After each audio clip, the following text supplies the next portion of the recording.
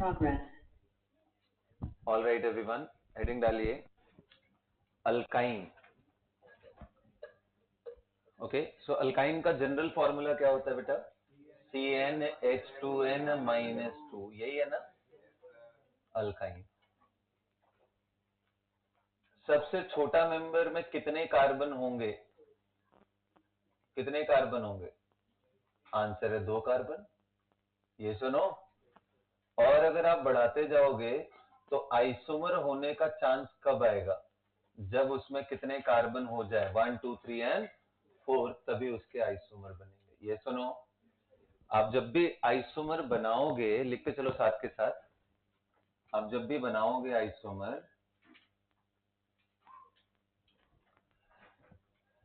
ये हमारा C2H2 है, ये हमारा C3H कितना है, 3 and 1 4, C4H6 है। ये सुनो, ये होमोलॉगस सीरीज है ना पूरी, CH2 का डिफरेंस है। ये दोनों आइसोमर है। कौन से आइसोमर है? Position isomer. ये सुनो, क्या इनके नाम बता सकते हो? इसका नाम होगा प्रोप 1 आइन। ये क्या होगा? प्रोप 2 आइन। क्या बेटा ये ज्योमेट्रिकल आइसोमेरिज्म शो करेगा क्या?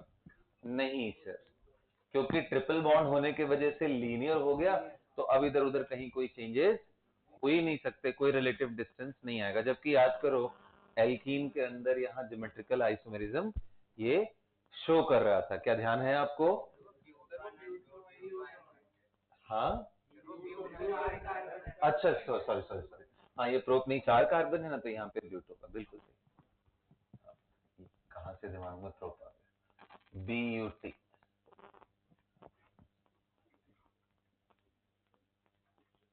राइट, ब्यूट 2 आइन। It will not show geometrical isomerism. अच्छा, ऐसा कोई अल्काइन जिसमें किनारे की तरफ हाइड्रोजन हो, इसको टर्मिनल अल्काइन बोलते हैं। क्या बोलते हैं? Terminal alkyne. अब आपने कुछ इसके रिएक्शंस देखे होंगे यूनिक, थोड़े यूनिक, जैसे sodium in liquid ammonia terminal alkyne से हाइड्रोजन इवॉल्व करता है। Do you guys remember? Sodium in liquid ammonia evolves what? Hydrogen with terminal alkyne. ध्यान है ना? जबकि अगर टर्मिनल ना हो तो उससे क्या प्रोड्यूस करता है बेटा? एल्कीन में कन्वर्ट कर देता है, C double bond C transform में। ध्यान आ रहा है ना? तो ये ध्यान रखना, this hydrogen is active, active hydrogen. जब मैं एक्टिव हाइड्रोजन बोलता हूं, आई मीन व्हेन आई से active hydrogen, it means if you are having sodium, it will evolve hydrogen gas, Na plus and H2 gas. When I am having sodium in liquid ammonia, तो generally ये reduce करता है birth reduction, but यहां नहीं कर पाता है। इसके जगह पे क्या बनाता है? C माइनस, वही सेम चीज, Na प्लस एंड H2। और एक चीज बताता हूं, ये तो चलो नॉर्मल ओके ओके चीज है, लेकिन अगर तुम RC ट्रिपल बॉन्ड C, यानी दोनों तरफ हाइड्रोजन ले लो या एक तरफ हाइड्रोजन ले लो, प्रेसिपिटेट बनाते हैं ये।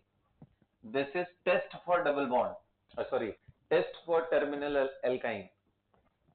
टेस्ट फॉर टर्मिनल एल्काइन अगर करना है, हमें टेस्टिंग करनी है कि हमारा जो एल्काइन है वो टर्मिनल है या नहीं, तो आप उसको रिएक्ट करा दो किसके साथ? सिल्वर के साथ, AgNO3। AgNO3 बोलो, ये क्या बना देगा? सिल्वर एसिटलाइड। इसको क्या बोलते हैं? एसिटलाइड। एसिटिलीन गैस होता है ना बेटा, ये प्रेसिपिटेट होता है, white PPT. So terminal alkyne gives white precipitate with silver nitrate. इसको टॉलेंस टेस्ट भी बोलते हैं, ये टॉलेंस टेस्ट है।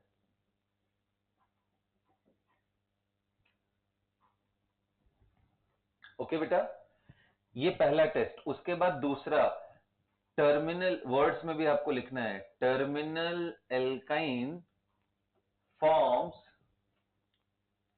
क्यूप्रस क्लोराइड ले लो, ammoniacal, in the presence of ammonia, मतलब ammoniacal cuprous chloride. Ammoniacal cuprous chloride. Ammonical cuprous chloride.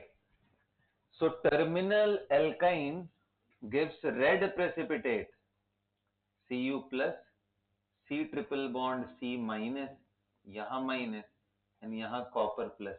ये रेड प्रेसिपिटेट, रेड पीपीटी मिलता है अमोनिकल क्यूप्रस क्लोराइड. तो ये टेस्ट है टर्मिनल एल्काइन के. तो दो टेस्ट मैंने बताया, एक टॉलेंस और एक अमोनिकल क्यूप्रस क्लोराइड. एक एक करके दोनों लिख लेना. Forms red precipitate with ammoniacal cuprous chloride and forms white precipitate with Tollens reagent. What is Tollens reagent? Ammonical silver nitrate को Tollens reagent बोलते हैं. मैंने simply silver nitrate लिख दिया, वो भी चलेगा. Okay. So terminal alkyne gives white precipitate with Tollens reagent and gives red precipitate with बोलो. हाँ जी, अमोनिकल क्यूप्रस. साइड प्रोडक्ट क्या बनेगा? H और Cl मिलके क्या बनाएंगे? HCl. और NO3 and H मिलके क्या बनाएंगे? HNO3. इससे कोई फर्क नहीं पड़ता है, ये साइड प्रोडक्ट है. Is it a redox reaction? No, क्योंकि सिल्वर यहां भी +1, यहां भी +1, कॉपर यहां भी +1, यहां भी +1. तो ये रेडॉक्स रिएक्शन नहीं है, ये सिर्फ प्रेसिपिटेट फॉर्मेशन का है. It is not a redox reaction.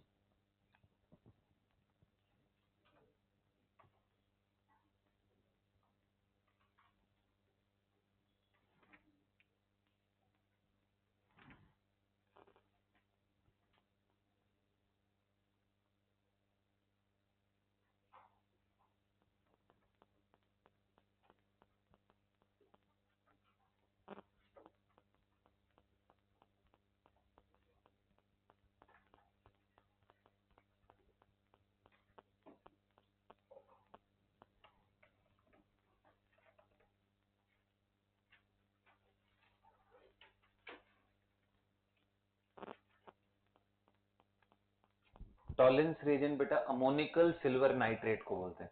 जैसे ये अमोनिकल क्यूप्रस क्लोराइड है ना, वैसे यहाँ पे आप अमोनिया सोल्यूशन ले लो, अमोनिया ले लो. That is known as Tollens reagent.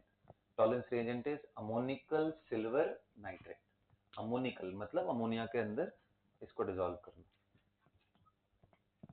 Main active component उसका सिल्वर +1 होता है, क्योंकि वही प्रेसिपिटेट बनाता है. नोटेड.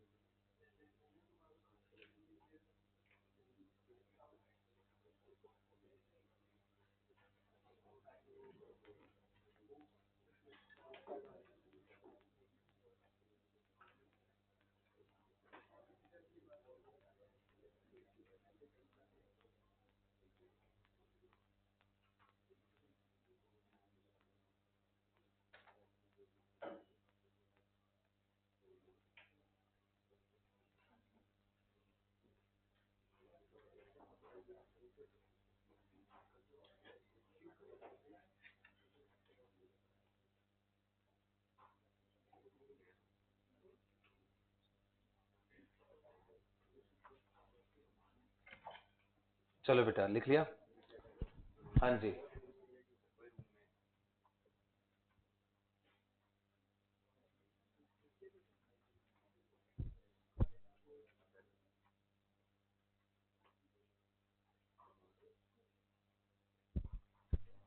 फिजिकल प्रॉपर्टीज में लिखो.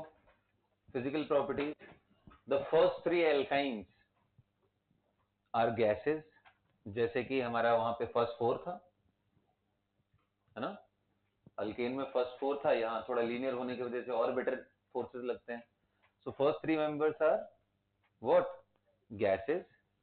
नेक्स्ट 8 मेंबर्स next 8 members,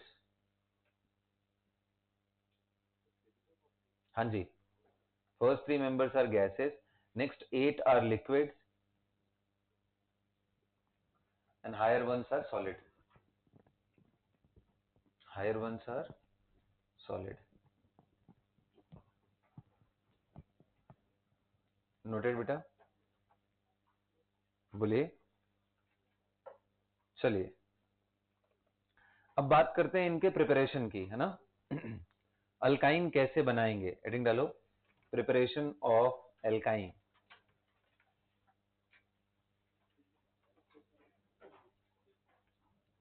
तो देखो ऐसे प्रिपेयर करने के तो हमारे पास कई सारे तरीके हैं, लेकिन उनमें हम सबसे पहले किसका नाम लेंगे, जो इंडस्ट्रियली सबसे इजीली, सबसे छोटा मेंबर कौन है,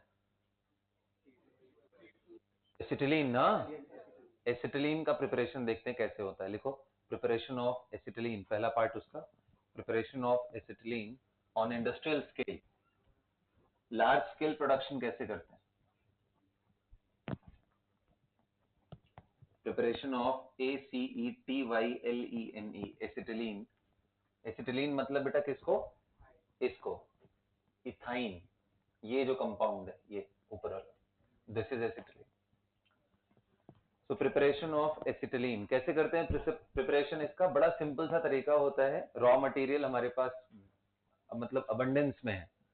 क्या लेते हैं रॉ मटेरियल, एक कंपाउंड लेते हैं कैल्शियम का, कैल्शियम कार्बोनेट, बहुत अवेलेबल है नेचर में ना, कई जगह डिपॉजिट है।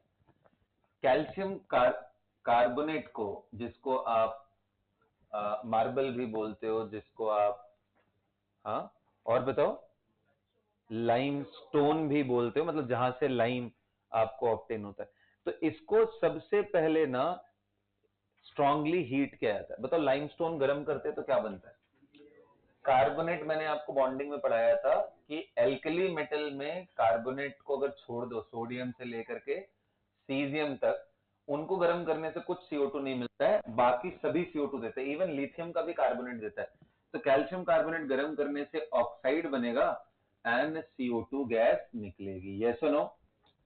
अब ये जो CaO आया है, यानी जिसको हम लाइम बोल रहे हैं, ये जो लाइम आया है, इसको आप सीधा कार्बन के साथ ट्रीट करो, कार्बन, कार्बन सॉलिड। कार्बन यार पता है ना सबको, कोल उसमें थोड़ा एमॉर्फस नेचर में होता है, बट कार्बन के साथ स्ट्रांगली जब गर्म करोगे, कोई ऑक्सीजन वगैरह प्रोवाइड नहीं करना है, इन्हीं दोनों को इकट्ठा चैम्बर के अंदर रख करके free from oxygen strongly heat करते हो तो इट टर्न्स इनटू कैल्शियम। ध्यान देना, carbon is a good reducing agent at high temperature, at high temperature. इसीलिए तो देखो मेटलर्जिकल प्रोसेस में आपने एक वर्ड सुना होगा, कार्बन रिडक्शन। आप देखो लोहे को भी कार्बन रिडक्शन से ही तो बनाया जाता है। अरे तुम लोग को याद है थोड़ा बहुत 9th-10th में अगर तुमने पढ़ा हुआ है तो, ऊपर से क्या ऐड करते हैं, कैल्शियम कार्बोनेट ऐड करते हैं, साथ में कोक ऐड करते हैं, याद आ रहा है क्या कुछ। फिर आयरन के ओर्स, हेमेटाइट, अरे किया जाता है ना। तो उनको जब ऐड करते हैं तो ब्लास्ट फर्नेस में अलग अलग जोन में रिएक्शंस होते हैं, लास्ट में आपको मिलता है ना आयरन, रिएक्शन करके मोल्टन आयरन मिलता है।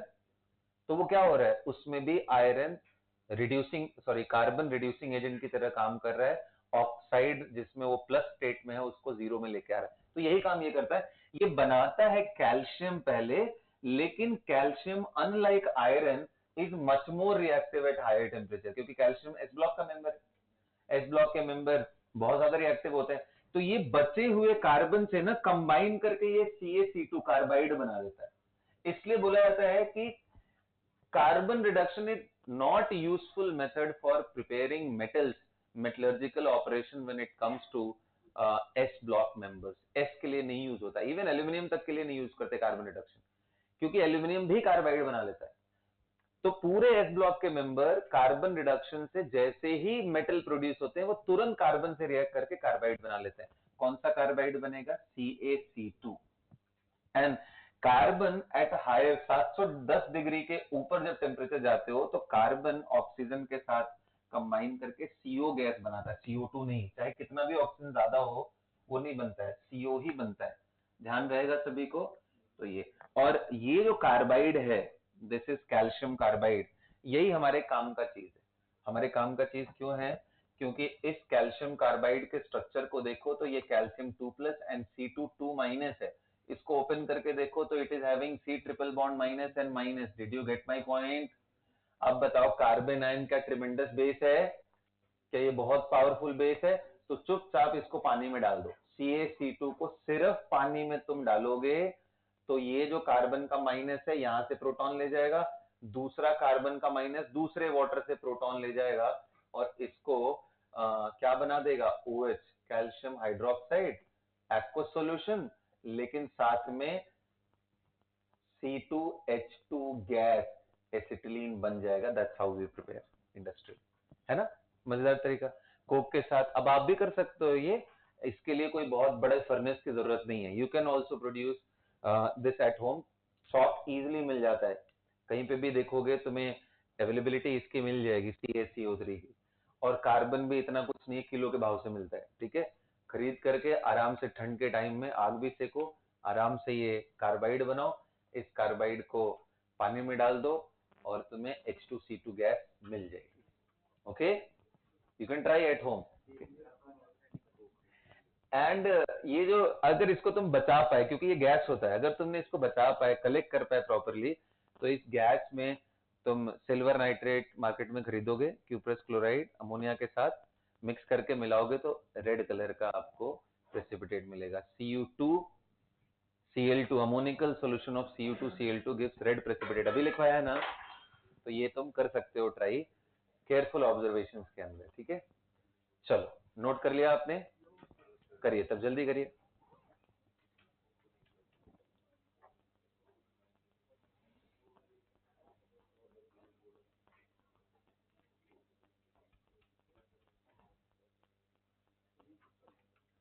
Preparation of acetylene on industrial scale, industries में ऐसे ही बनाते हैं।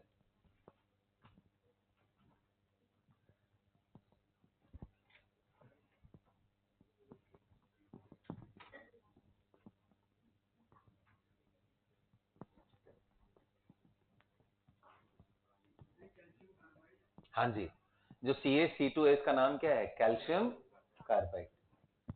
CaC2 is calcium carbide. एक बार एग्जाम में पूछा था, कैल्शियम कार्बाइड के 1 यूनिट में कितने सिग्मा कितने पाई बॉन्ड है? क्या आंसर होगा?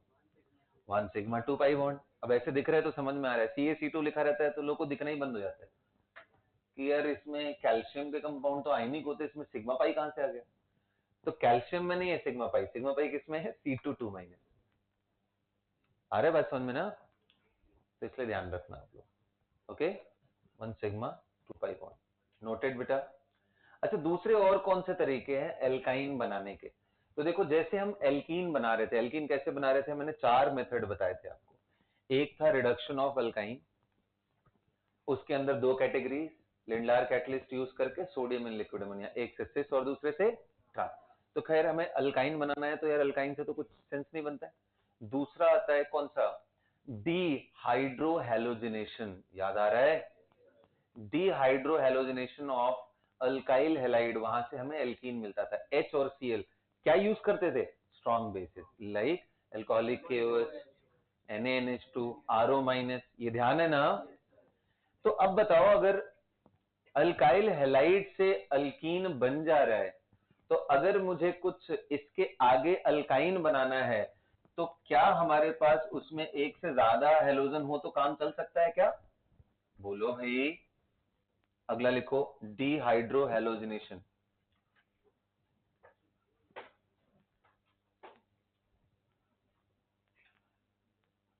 Double dehydrohalogenation. अब ये डबल वर्ड मुझे जानबूझ के ऐड करना पड़ रहा है, ठीक है? मन नहीं है मेरा, करना पड़ रहा है, क्या करें? Double dehydrohalogenation of vicinal dihalide. Vicinal die, vicinal मतलब समझते हो ना? विसिनल का मतलब क्या हुआ? विसिनिटी में, पास पास, 1 2, विसिनल डाइहेलाइड। तो अगर यहाँ Cl यहाँ Cl या यहाँ Br यहाँ Br हो, तो इसमें सबसे पहले अल्कोहलिक KOH लो, गर्म करो, तो क्या बनेगा बेटा? तो तुम्हें याद है ना, एक मिनट यार, मुझे थोड़ा सा इसको करेक्ट कर लें। खैर ये तो आपको पता है कि रोटेशन होकर के अपने आप एंटी अरेंजमेंट में चला जाएगा, तो ये रोटेट करके अपने आप एंटी अरेंजमेंट में चला जाएगा। यहाँ Cl यहाँ H, और इधर Cl रहने दो, इधर H और इधर H इधर H। तो कितने लोग कह रहे हैं कि जब भी ये अल्कोहलिक KOH आता है तो याद है ना, OH माइनस यहाँ अटैक करता है, ये इधर, ये बाहर निकल जाता है, तो यहाँ डबल बॉन्ड। तो इससे सबसे पहले क्या बनेगा, C डबल बॉन्ड C, एक तरफ Cl और इधर H इधर H। कौन सा वाला निकालना है? इधर वाला क्लोरीन, तो इस साइड वाला बचा लो। जिस साइड वाला भी निकालना हो तुम्हें, दूसरे साइड का बचा लो। क्या निकल गया? क्या बन गया ये? Vinyl chloride. ये क्या बन गया? हाँ, विनाइल हैलाइड बना ना। अब बताओ, अब अगर मैं किसी तरीके से ये हाइड्रोजन और ये क्लोरीन निकाल दूं तो ट्रिपल बॉन्ड लग जाएगा, यही करने में। अरे बोलो भाई, ट्रिपल बॉन्ड। लेकिन अगर तुम ट्राई करो कि अल्कोहलिक KOH ले ले और गर्म करे तो ये रिएक्शन नहीं हो पाता। लेकिन अगर यही NaNH2 ले लो, strong base, NaNH2 is much stronger base than KOH, तो ये काम कर जाता है। और ये मतलब 2-3 बार एग्जाम में पूछ चुका है। अगर इस पे कर रहे हो ना, तो टेम्परेचर एबनॉर्मली बहुत ज्यादा करोगे तब हो पाएगा, एंड उसमें इसका रोल कम, हीटिंग का रोल ज्यादा होता है, क्योंकि हमने बताया है हीट करने से रैंडमली बॉन्ड टूट जाते हैं। बट अगर आप चाहते हो कि बेस का एक्शन अच्छा हो, रिलेटिवली लोअर टेम्परेचर पे हो जाए, तो उस जगह पे कौन काम आता है? Soda amide. Much stronger base, much stronger base than KOH। क्या आपको पता है, या बताना पड़ेगा कि KOH से ज्यादा है NaNH2? आपको थोड़ा हिंट देके याद दिलाऊं? ध्यान देना बेटा, टेस्ट में एसिड बेस भी आ रहा है, ठीक है? हाँ जी बिल्कुल, OH माइनस अंडरस्टूड है, वो सारे GOC के ही पार्ट है। तो देखो H2O एंड अमोनिया में एसिडिक, मैंने बोला है कि बेसिक स्ट्रेंथ से पहले उन पे प्रोटॉन डाल के उनका एसिडिक स्ट्रेंथ देखो, वो ज्यादा आसान है, हमने उसको बहुत अच्छे से रिसर्च किया। इन दोनों में बेटर एसिड कौन है? H2O। तो बेटर बेस कौन सा होगा? NH2 minus. इसलिए मैं बोल रहा हूँ, देखना रे, सिंपल था ना ये, OH minus with NH2 minus, which is better? Which is better? NH2। इसलिए जब इससे गर्म करते हो तो ये बनता है। लेकिन कितने लोग कहेंगे यहाँ रुकता ही नहीं है, क्यों नहीं रुकता है? आज ही पढ़ाया है मैंने कि ये एक्टिव हाइड्रोजन है, इतना पावरफुल बेस है, तो इनके हाइड्रोजन को NH2 माइनस HH लेकर के अमोनिया यहाँ से 2 मोल और खर्च हो जाता है, और ये फाइनली इस जगह प्रोड्यूस हो जाएगा। यहाँ Na प्लस, यहाँ Na प्लस, और यहाँ 2 मोल अमोनिया बन जाएगा, एसिड बेस रिएक्शन। तो अगर आपने NaNH2 लिया तो यहाँ हमेशा एक इक्विवेलेंट से काम नहीं चलेगा कि जैसे ही आया ना तुरंत ये आगे रिएक्ट कर जाता है, इनको कन्वर्ट करना डिफिकल्ट है as compare to reacting with acetylene. इसलिए यहाँ हायर इक्विवेलेंट लिए जाते हैं, 2 से ज्यादा, 3 4 भी रख दो तो चलेगा, 4 मोल रख दो इकट्ठे, तब रिएक्शन कराओगे। तो कहोगे सर अभी तो ये बन गया। अरे तो ये बन गया तो आसान है ना यार, इसको पानी में डाल दो, इसमें पानी डाल दो बल्कि। तो ये बिल्कुल इसी तरीके से रिएक्ट करके जैसे C2-2 वाटर का H प्लस आयन लेकर के बना देगा, क्योंकि OH minus is not that strong, इसलिए कर जाएगा। Is that clear? तो ये ध्यान रखना बेसिक स्ट्रेंथ में। और मैं आपको बता दूं तो याद है ना कि इसकी प्लेसमेंट कहां होती है? C ट्रिपल बॉन्ड CH की प्लेसमेंट कहां है? In between NH3 and water. ये सुनो, एसिडिक स्ट्रेंथ। क्यों? क्योंकि sp हाइब्रिडाइजेशन होने की वजह से इसकी इलेक्ट्रोनेगेटिविटी नाइट्रोजन से भी बढ़ जाती है, इसलिए। तो एसिड ऐसा है तो बेस NH2 माइनस पावरफुल, इसलिए तो NH2 माइनस निकाल पा रहा है इसका हाइड्रोजन, वरना तो बेस ये भी है, बट ये कमजोर। ठीक है, कार्बन पे नेगेटिव लाना सबके बस की बात नहीं है, ये बात ध्यान में रहना चाहिए। Did you get my point? तो विसिनल डाइहैलाइड्स के डबल डिहाइड्रोहेलोजिनेशन पहली बार किया, दोबारा फिर किया। पहली बार अल्कोहलिक KOH से भी काम चल जाएगा, लेकिन दोबारा करने के लिए आपको पावरफुल बेस चाहिए, पावरफुल बेस NaNH2। ये पूरी कहानी आप लिखो, स्टोरी के फॉर्म में लिखो ये बात। रिएक्शन लिखना इंपॉर्टेंट तो है ही, साथ में उसमें जो ये रीजनिंग है उसको लिखना ज्यादा जरूरी है, और वो आपको खुद से लिखना है। मैंने समझा दिया। कौन सा थर्ड पार्ट? नहीं किया नहीं, मैंने बोला ये रुकेगा ही नहीं।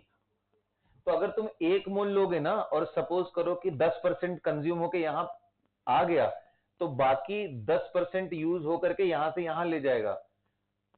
जैसे ही ये बनेगा तुरंत ये रिएक्ट कर जाएगा। तो इसलिए मैंने बोला कि कोशिश करो यहां एक्सेस में लो, अगर तुम्हें ये चाहिए तो टर्मिनल एल्काइन बनते ही सोडामाइड या सोडियम इन सबसे रिएक्ट करके वो माइनस में चला जाता है।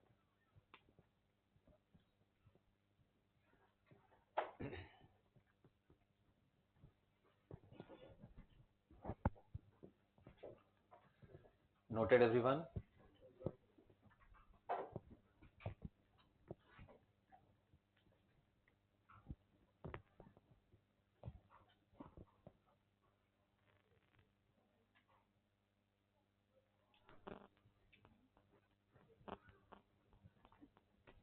वही कहानी है, NH2 माइनस जाएगा H के पास, ये उठ के यहां आएगा, ये क्लोरीन निकल जाएगा। Double dehydrohalogenation of vicinal dihalide, that will also produce. चलो मैं एक क्वेश्चन देता हूं करने के लिए, दो। ठीक ठीक, जल्दी।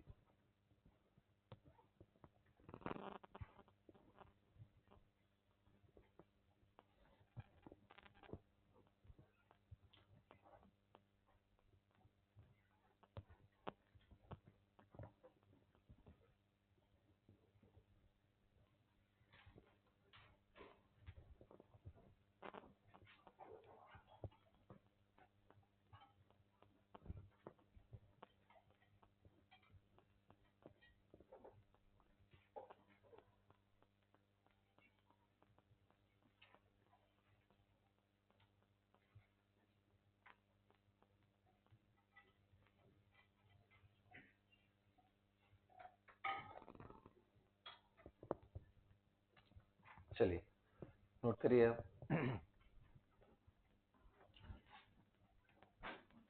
हाँ जी, एक क्वेश्चन दे रहा हूं, करिए आप लोग। लिखिए बच्चों, यहां मान लो मैंने लिया है CH3 और यहां ले लिया है Cl, H and C।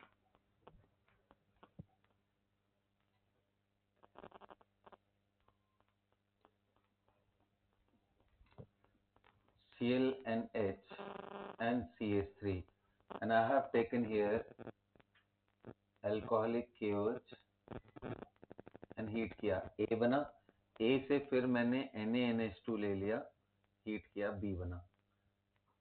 B को फिर मैंने लिंडलार्स कैटलिस्ट H2 PDC इनके साथ गर्म किया तो C बना। आइडेंटिफाई ABC,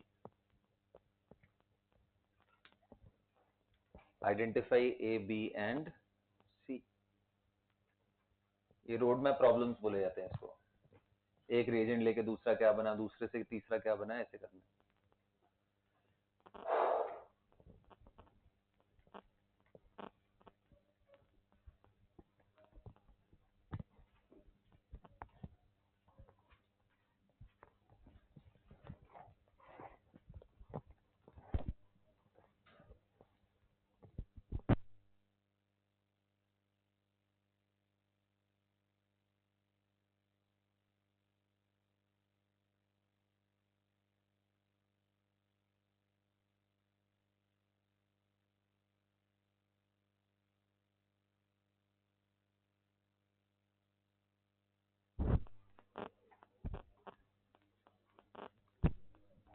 चलो बेटा, ए बना लिया आप लोगों ने। ए तो बड़ा सिंपल सा है भाई, ये क्लोरीन और ये H हट जाएगा, ए क्या बन जाएगा, C double bond C, Cl and H and CH3 and CH3। Do you guys agree? ये ए होगा, एल्कीन हुआ ना। कितने लोग कह रहे ए ये है, बी कितने लोग कह रहे फिर से ये सोडामाइड है, H और Cl अभी भी है, निकाल के बी क्या बन गया, ट्रिपल बॉन्ड। कितने लोगों का सही हुआ यहाँ तक? ए एंड बी कितने लोगों का सही है? B A, this is B and this is A. कितने लोगों का सही हुआ? बी सही है तो सी तो एकदम आसान है। सी क्या बनेगा? एल्कीन। कौन सा alkene? Be precise. Cis alkene. कौन सा एल्कीन? हाँ जी, सिस एल्कीन। ये हो गया सी। कितने लोग तीनों से हुआ था? Okay, very good. तीसरा मेथड एल्काइन को बनाने के लिए, और उसका नाम है third method, double dehalogenation of tetrahalide 1122 tetrahalide. समझ रहे हो? 1122 क्यों बोल रहा हूं? क्योंकि नंबर 1 एंड नंबर 2 पे दो दो हेलोजन रहने चाहिए। जैसे ये CH3, यहां ClCl, यहां ClCl, और इस जगह पे CH3। अब तुम इसको रिएक्ट कराओ। तो याद है डीहैलोजिनेशन के लिए हम क्या करते थे? याद है? जिंक हीटिंग, मैग्नीशियम हीटिंग, या सोडियम सोडियम आयोडाइड इन एसीटोन। पोटेशियम नहीं होता, सोडियम रहता है वो। करेक्ट कर लेना अगर मैंने किया है तो, ठीक है? चेक कर लेना, अगर मैंने पोटेशियम लिखवाया तो वो सोडियम होता है।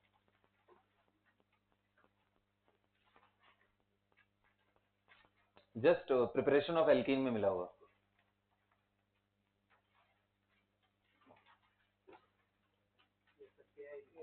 हाँ, तो वहां NaI कर लेना, सोडियम आयोडाइड होता है। अच्छा जी, तो यहां ध्यान से सुनो। तो यहां अगर आपने मैग्नीशियम के साथ गर्म कर दिया, या जिंक के साथ गर्म कर दिया,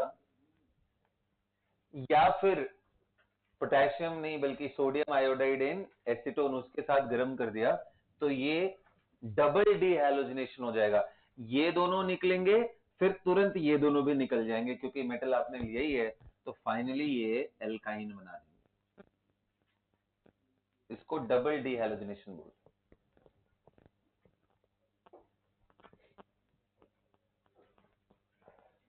आगे बात समझ में? तो दो बारी X2 अगर निकल जाए तो ये डबल डीहैलोजिनेशन हो जाता है।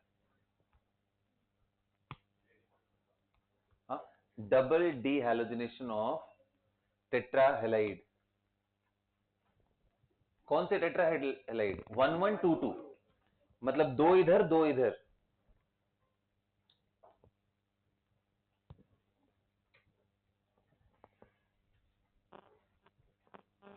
Double dehalogenation of टेट्राहेलाइड।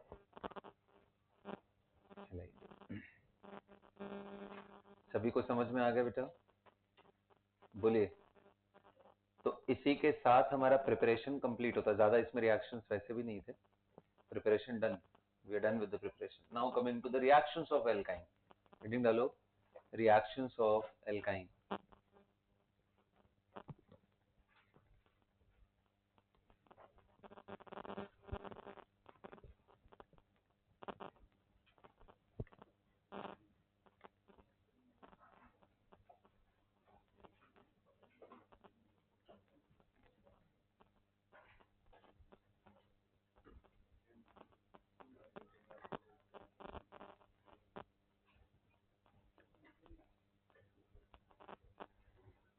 Reactions of alkyne बताओ। सबसे पहला तो मैंने करा ही दिया, टर्मिनल एल्काइन वाला क्या करता है? तीन चार रिएक्शन करते हैं ना। एक किसके साथ? सोडियम के साथ, सोडियम लिक्विड अमोनिया के साथ, फिर अमोनिकल क्यूप्रस क्लोराइड के साथ अमोनिकल सिल्वर नाइट्रेट। ये तीन चार करा दिए ना। तो टर्मिनल एल्काइन में दोबारा नहीं कराऊंगा, वी आर डन। एल्काइन का और एक रिएक्शन कराया था मैंने तुम्हें एल्कीन के अंदर, जब हम रिड्यूस करा रहे थे लिंडलार्स कैटलिस्ट से, वो भी करा दिया है। वो भी कराने का जरूरत नहीं है ना? बोलो। ठीक है, अच्छी बात है। तो आओ एल्काइन का रिएक्शन अब हम कराते हैं। सबसे पहला, अब याद करो, जब हम एल्कीन के रिएक्शन करा रहे थे तो हाइड्रोजनेशन के बाद कौन सा रिएक्शन पिक किया था? हाइड्रोजनेशन के बाद अगला रिएक्शन कौन सा पिक किया था? बोलो। दी अरे, अरे रिएक्शन पूछ रहा हूं बेटा, ऐसे नहीं करो यार तुम।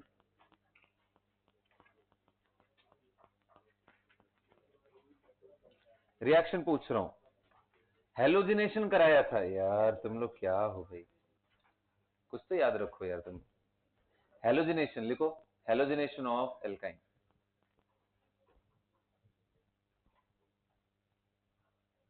मतलब रिएक्शन विद X2।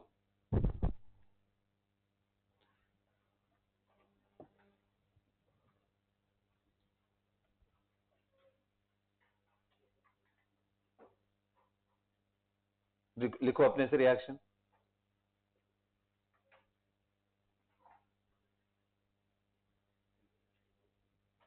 नहीं मिलेगा तुम्हें एनसीईआरटी में। लिखो लिखो लिखो, मैं देखूं। बहुत तेज बन रहे हो तुम लोग।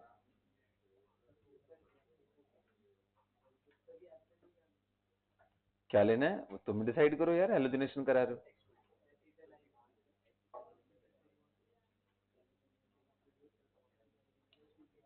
बोलो। चलो एक काम करो, ब्रोमीन ले लो, क्लोरीन ले लो, मर्जी तुम्हारी है यार, कोई भी ले लो। चलो यहाँ देखो, CH3 C triple bond CH3, F2 मत लेना बस ना, क्योंकि F2 पता है तुम्हें, ठीक है। तो यहां मान लो मैंने Br2 ले लिया, अब क्या होगा? अच्छा, अब आप वही CCl4 CBr4 CH2 non polar solvent में क्या बनेगा बताओ? क्या बनेगा?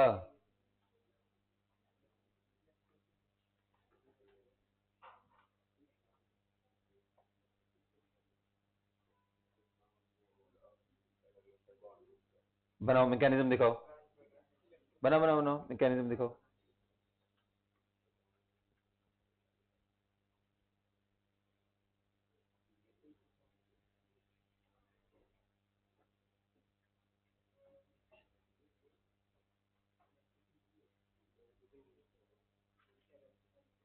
बनाओ मैकेनिज्म।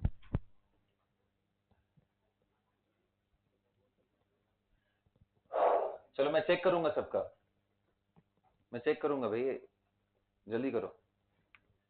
एल्कीन में मैंने आपको पढ़ाया था, पिछली क्लासेस में मैंने आपको डिस्कस किया था।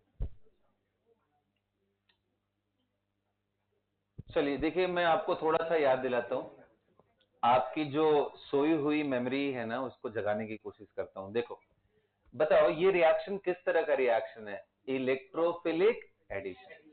इलेक्ट्रोफाइल इसमें कौन है? ब्रोमीन। तो मैकेनिज्म में सबसे पहला काम हमें क्या करना होता है? ये आप Br2 लीजिए और ब्रोमीन ब्रोमीन को ऐसे अलाइन करिए ताकि ये सिग्मा और इसका सिग्मा स्टार इधर एम्प्टी दिखाई दे, ठीक है। फिर जो इसका pi bond, double pi bond है ना, उसमें से एक पाई बॉन्ड उठ के इसको इलेक्ट्रॉन देगा तो ये टूट जाएगा। इसको नहीं तोड़ते आपस में, इसको ट्रायंगल बनाते हैं। ट्रायंगल, मैंने मना किया था विनाइलिक कार्बोकेटायन मत बनाना डायरेक्ट, नहीं तो पिटोगे मेरे से तुम। कार्बोकेटायन इंटरमीडिएट में समझाया था ना, कौन से कार्बोकेटायन फॉरबिडन है, नहीं बनते हैं, उनकी लिस्ट तैयार करवाई थी। 8-10 ही तो थे यार वो टोटल, उतना भी नहीं दिमाग में घुस रहा है तुम लोग के। तो Br-, थोड़ा सावधान हो जाओ तुम लोग। Br- निकल चुका है, Br- निकल चुका है, और यही Br- अब बैक साइड अटैक करके, बैक साइड अब दोनों सिमेट्रिकल है तो किधर भी अटैक कर सकता है, अटैक करके इसको तोड़ देगा बॉन्ड को। तो क्या बनेगा? CH3C, एक Br इधर और दूसरा Br इधर। कुछ भाई साहब लोगों का मैंने देखा है सेम साइड में दोनों ब्रोमीन लगा दी, अपोजिट लगाया है तो ठीक लगाया है। हाँ नहीं तो इंटरमीडिएट इसमें रेडिकल कार्बेनायन है क्या? साइक्लिक ब्रोमोनियम आयोन इंटरमीडिएट है, ट्रू कार्बोकेटायन बन ही नहीं सकता है।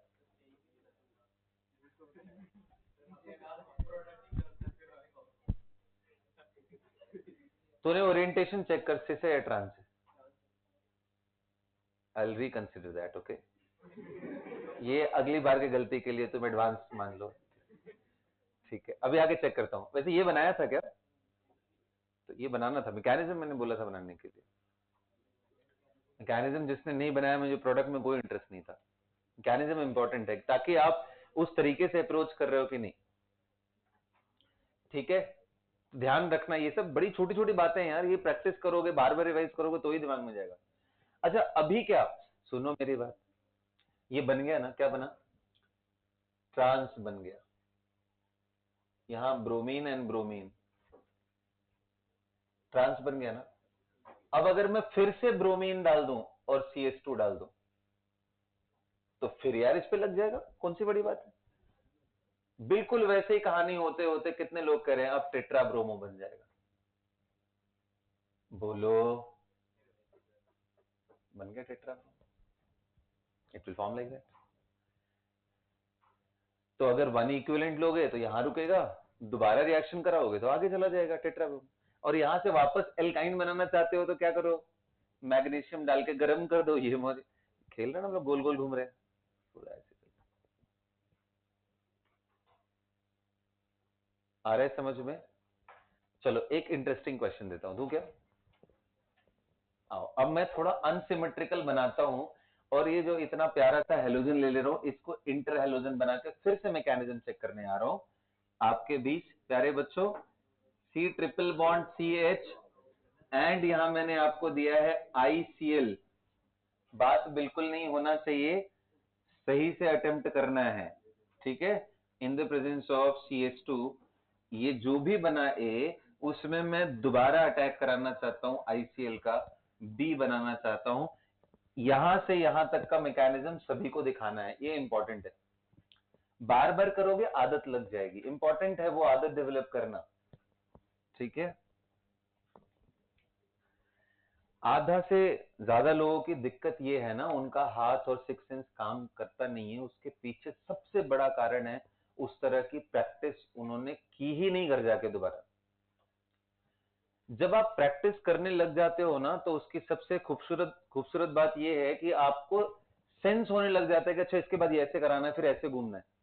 आप नोटबुक बंद कर दिए आज और कल ऐसे ही आकर के पहुंच गए ना, तो आपको लगेगा यार मेरे को कल भी कुछ नहीं समझ आया, आज भी कुछ नहीं आया, और ऐसे ही चलता रहेगा। आपको क्लास में अपना फोकस थोड़ा बढ़ाना पड़ेगा, घर पे स्टडी आवर में टाइम स्पेंड करना पड़ेगा, रिपीटेटिव एग्जांपल बार बार करने पड़ेंगे, तब आपके अंदर इतनी एबिलिटी डेवलप होगी कि आप क्वेश्चन को अटेम्प्ट कर पाओगे। जिनसे भी क्वेश्चन नहीं लगते हैं या जिनको पता नहीं पड़ता है, उनकी स्टडी हैबिट बहुत ही पैथेटिक है, मैं बता रहा हूँ। इस चीज को ध्यान में रखोगे तो अपने आप अच्छा हो जाएगा तुम लोग का। करो जल्दी करो इसको, अभी आता हूं मैं देखने के लिए, ठीक है।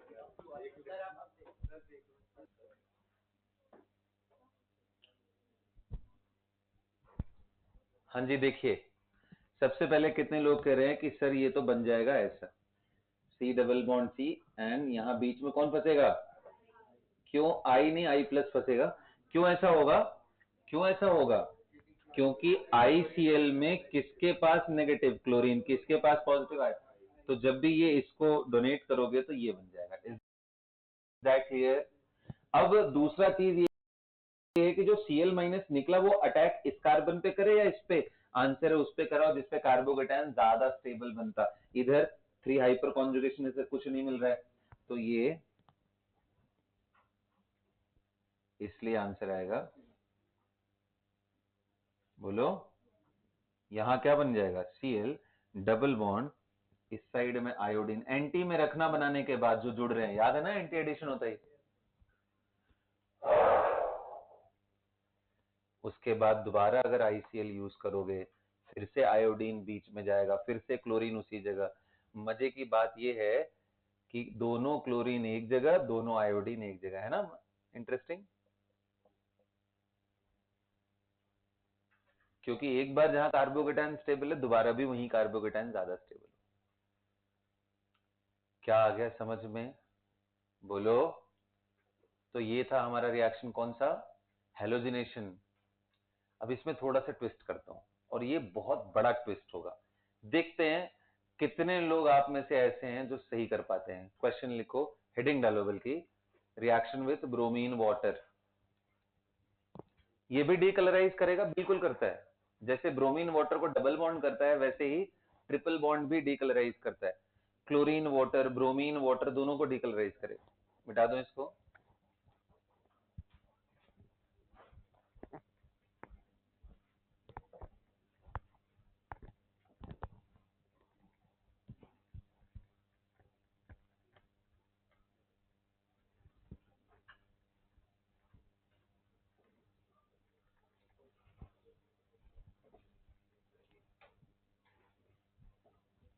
लेकिन ये बहुत इंटरेस्टिंग है,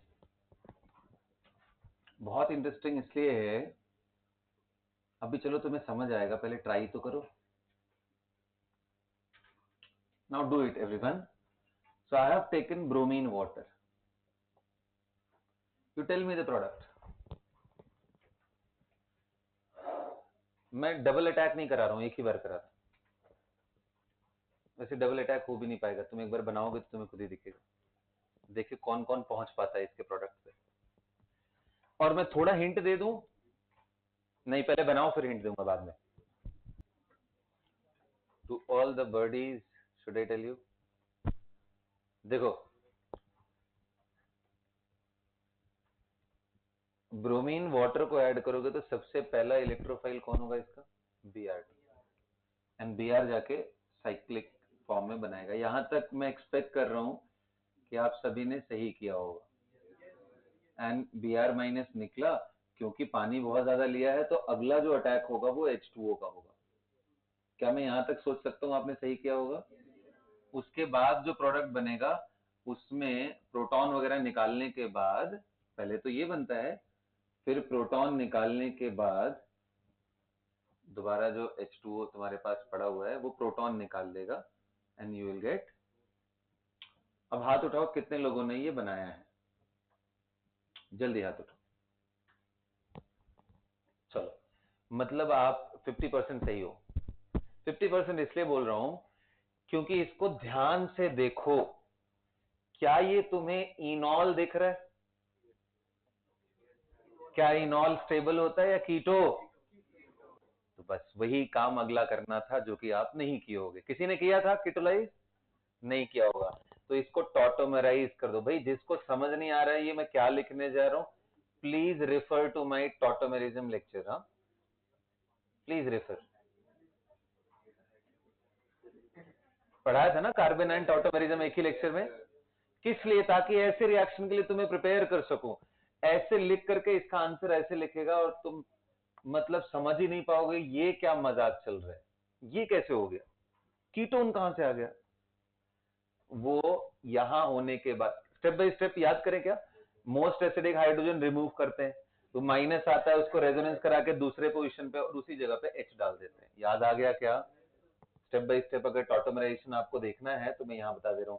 सबसे पहले remove acidic hydrogen, draw the resonance,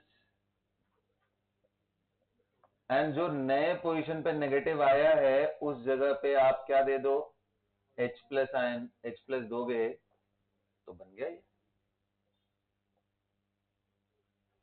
that's what बन गया। बन गया ना? ये मैं एक्सपेक्ट कर रहा था आप लोगों में से एटलीस्ट कोई तो करे जिसने। Tautomerism is also the part of test, okay? क्योंकि इंटरमीडिएट का ही सारा सेगमेंट है तो थोड़ा ढंग से रिवाइज करके आना आप लोग। Got it?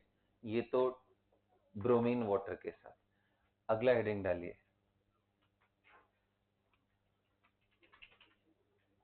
इनमें से कोई रिएक्शन एनसीईआरटी में नहीं मिला है आपको, अगला भी नहीं मिलने वाला है। लिखो। अरे एल्कीन में जो जो अटैक कराया था वही एल्काइन में टेस्ट कर रहा हूँ, रीटेस्ट कर रहा हूँ कि सेम प्रोडक्ट मिलेगा या अलग कुछ मिलेगा, बस इतना ही चेक कर रहा हूँ। अगला एल्कीन में क्या कराया था मैंने रिएक्शन, आपको याद हो तो? ब्रोमीन वाटर के बाद मैंने HCl HBr HI का एडिशन कराया। लिखो, reaction of alkyne with HCl HBr and HI। Reaction of alkyne with HCl HBr and HI। okay, HCl HBr and HI।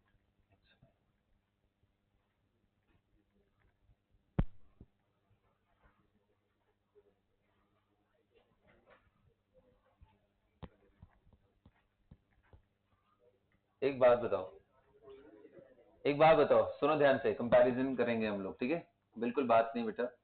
CH3 C triple bond unsymmetrical ले रहा हूं जानबूझ करके ताकि हमें थोड़ा दिमाग लगाना पड़े। अब याद है आपको जब हम एल्कीन पे कराते थे HCl का अटैक तो क्या हो रहा था? ये एल्कीन उठ करके प्रोटॉन ले लेता था और क्या बन जा रहा था? यहां बीच में कार्बोकेटायन। ये सुनो, क्योंकि ये ट्रू कार्बोकेटायन बनता है, स्टेबल होता है इसलिए। लेकिन एल्काइन में क्या मैं HCl अटैक कराऊंगा तो क्या यहां विनाइलिक कार्बोकेटायन बना सकता हूं? नहीं बना सकता, अनस्टेबल है। तो क्या HCl डायरेक्ट रिएक्ट करता है? नहीं, बहुत slow reaction.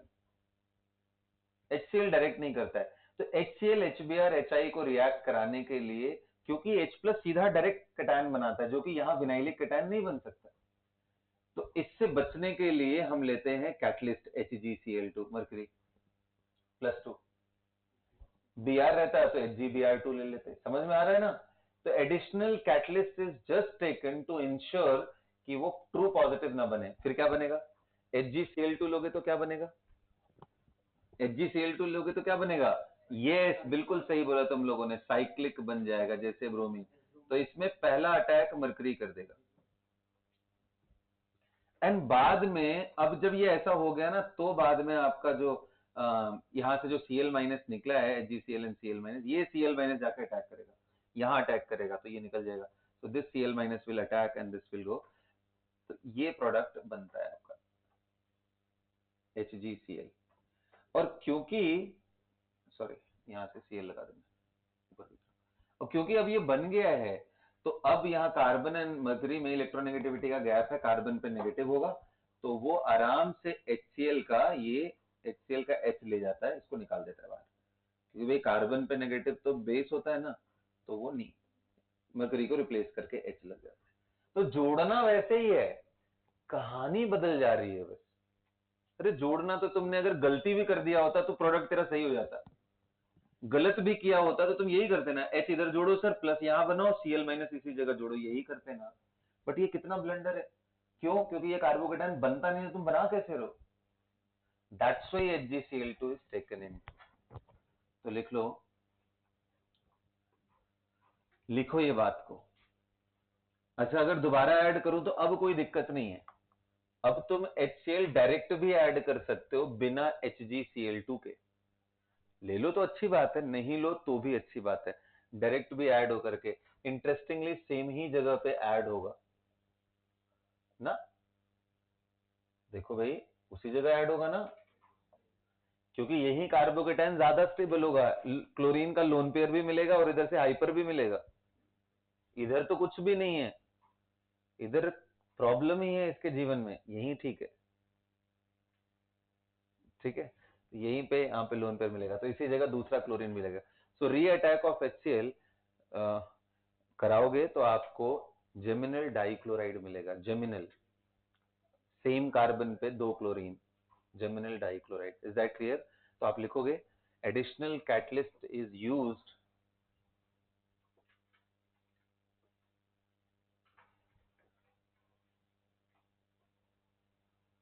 Additional catalyst is used, space छोड़ करके नीचे कहानी लिखो ना, उसके बाद लिखते रहना। Additional catalyst is used for reacting alkyne with HCl, HBr and HI. Why is it so? Because vinylic carbocation is unstable, इसलिए नहीं बनता है। तो बताओ कौन फास्ट रिएक्ट करेगा, अल्केन या अल्काइन, सॉरी अल्कीन या अल्काइन? एल्कीन फास्ट रिएक्ट करता है, जबकि हाइड्रोजनेशन में उल्टा था। हाइड्रोजनेशन जब करा रहे थे, जहां कार्बोकेटाइन नहीं बन रहा था, वहां अल्काइन फास्टर रिएक्ट करता है एल्कीन। तो ये कहानी, अब बाकी ये सब लिख लो। हाँ, इसमें क्या कुछ पूछना था, कौन सा बताओ? नहीं, मैंने ये बोला यहां तक बन गया, कोई दिक्कत? इसके बाद देखो, इन दोनों में इलेक्ट्रोनेगेटिविटी का गैप है, इसमें नेगेटिव है, इस पे प्लस है। अब ये जो माइनस है, ये H तो ले जाएगा ना, तो मैं वही दिखा रहा था, बॉन्ड के साथ मैंने दिखाया था बस। तो HgCl2 is just a catalyst, क्योंकि फिर Cl एक और बाहर निकल के आएगा तो फिर से वो HgCl2 बन जाएगा, ये प्रमोट करता है रिएक्शन। हो गया इनका भी, HCl HBr HI का भी रिएक्शन हो गया, बोलो। इसके बाद कौन सा पढ़ाया था मैंने एल्कीन में? हाँ, हमने रिएक्शन किया था dilute H2SO4 concentrated H2SO। Concentrated तो खैर यहाँ पे यूज नहीं करेंगे, डाइल्यूट का कराते हैं। लिखो, मतलब डाइल्यूट H2SO4 मतलब वाटर का एडिशन ना, क्योंकि वाटर ऐड करा रहे थे। लिखो एडिशन ऑफ वाटर, अगला हेडिंग डालो, addition of water.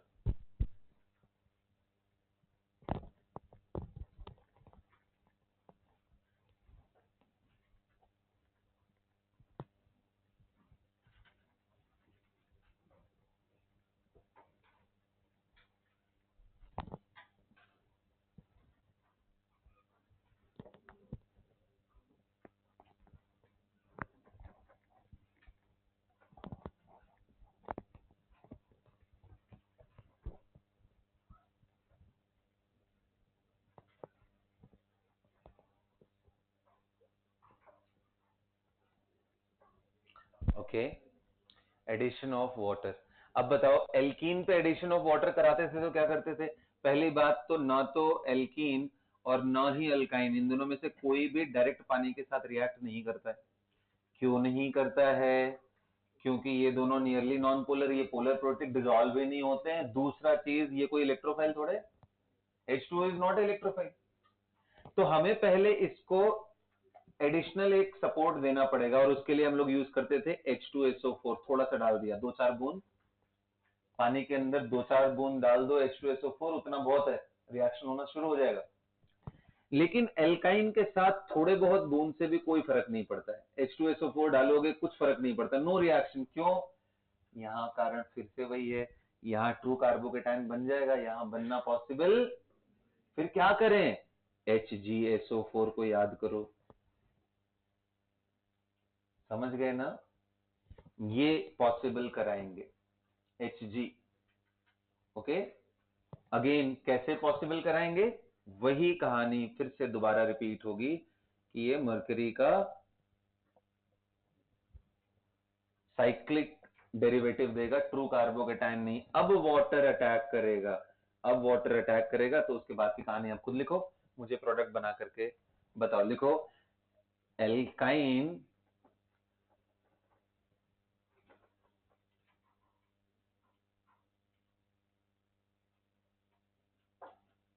do not directly react with water, it reacts with dilute H2SO4 along with additional catalyst HgSO4। पता है एग्जाम में कैसे लिखा रहेगा? ऐसे लिखा रहता है जनरली, 5%, 3%, ऐसे करके लिखा रहता है। 5% का मतलब क्या हुआ? 5 ग्राम 100 ग्राम के अंदर HgSO 3 ग्राम है, तो ये 3%, इसका मतलब 3 ग्राम out of 100 gram solution this is present, and this is 5 gram out of 100 gram solution this is present। Main कौन है इसमें? पानी। समझ गए ना? एक्वस सॉल्यूशन है ये, वाटर है, डाइल्यूट है ये। एक्वस, एक्वस लिख लेना ताकि समझ में आए पानी, ताकि आपको दिखाई दे कि न्यूक्लियोफाइल का काम वाटर ही करने वाला है और कोई नहीं। चलिए प्रोडक्ट बनाइए।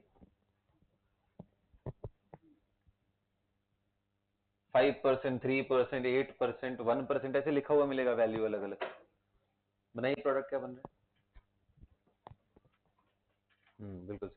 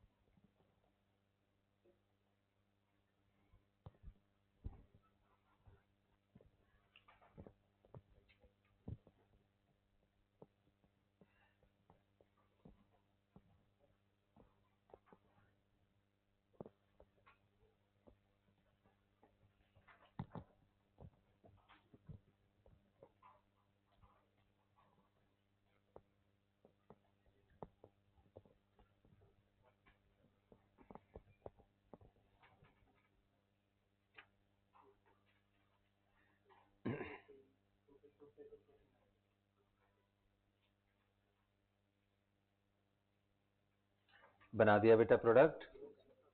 क्या बनाया आप लोगों ने प्रोडक्ट?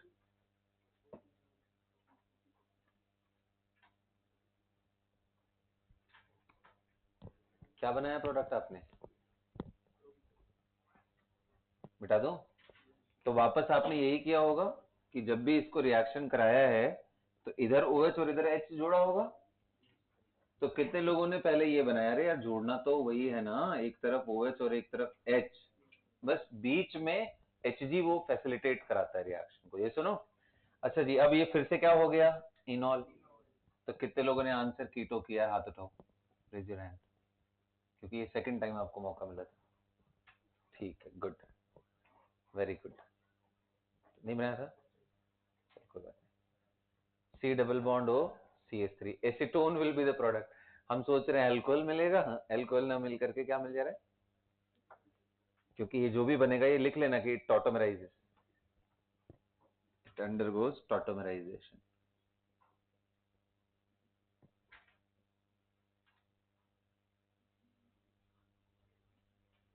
टॉटोमराइजेशन, ये स्टेबल नहीं होता ना, इनॉल फॉर्म लेस स्टेबल होता है, कीटो ज्यादा स्टेबल होता है। क्या सबको समझ में आ गया बेटा? बोलिए। अब अगला रिएक्शन लिखेंगे विच इज पॉलीमराइजेशन या साइक्लाइजेशन या cyclic polymerization. cyclic polymerization of acetylene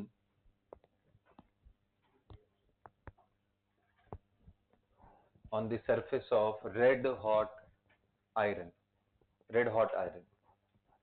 देखो क्या होता है कि अगर तुम एसिटिलीन ले लो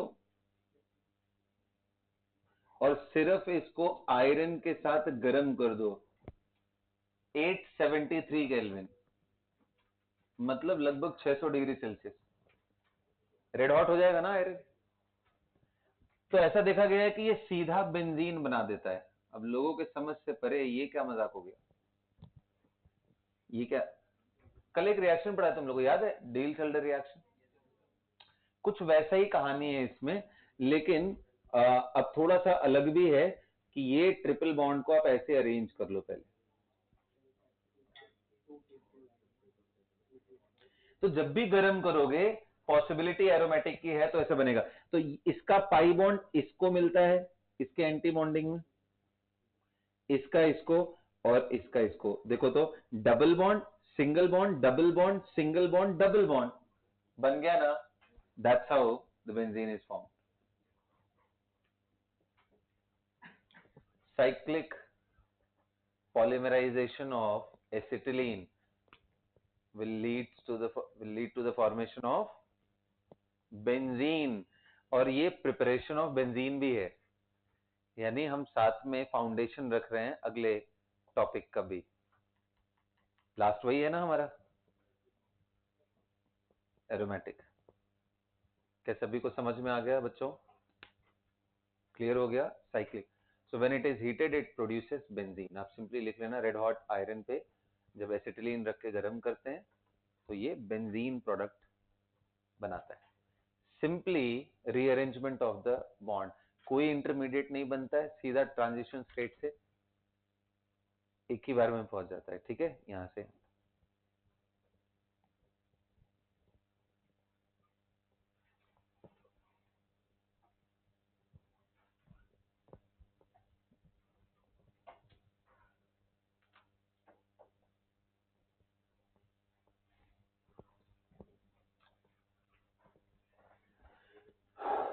क्या आगे बढ़ा जाए?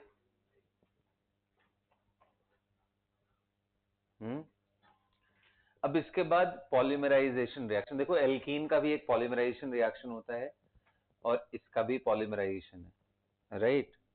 अब दोनों का हम पॉलीमराइजेशन एक ही जगह पढ़ा दे रहा हूं। Polymerization of alkene and alkyne, last reaction, polymerization of alkene and alkyne.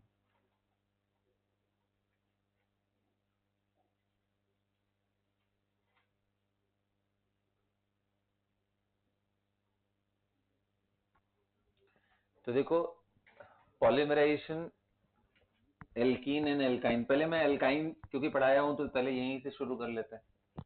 तो ये ध्यान से देखो, अगर मान लो तुमने इसी को suitable condition, under suitable condition, appropriate condition, मतलब यहाँ कैटलिस्ट एंड टेम्परेचर प्रेशर सब रेगुलेट करके रखोगे, तो ये जो अभी 3 मिल करके बेंजीन बन गया था, जरूरी थोड़े है कि वैसे ही हो। ऐसा भी हो सकता है कि ये लीनियरली अरेंज्ड हो और ये उठ करके इनके बीच, ये उठ करके इनके बीच, ये उठ करके इनके बीच, यानी C double bond C single bond C double bond C single bond C double bond C single bond C double bond C and चलता जाए। इसको बोलेंगे पॉलीएसिटिलीन। पॉलीएसिटिलीन एसिटिलीन का पॉलीमर बन गया, पॉलीएसिटिलीन। इसी तरीके से इथीन का पॉलीमराइजेशन, इसी तरीके से, ये तो पहला हुआ। दूसरा, ऐसे ही इथीन का पॉलीमराइजेशन करोगे तो क्या बनेगा? पॉलीथीन। अरे तुम लोग मजाक करो, पॉलीथीन यही होता है। एन लिखा हुआ है। तुम लोग को लग रहा है मैं मजाक कर रहा हूँ। हाँ बोलना बेटा।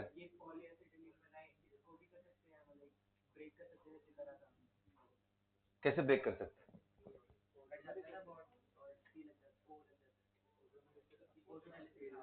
हाँ, ओजोनोलिसिस इसका भी करा सकते हो।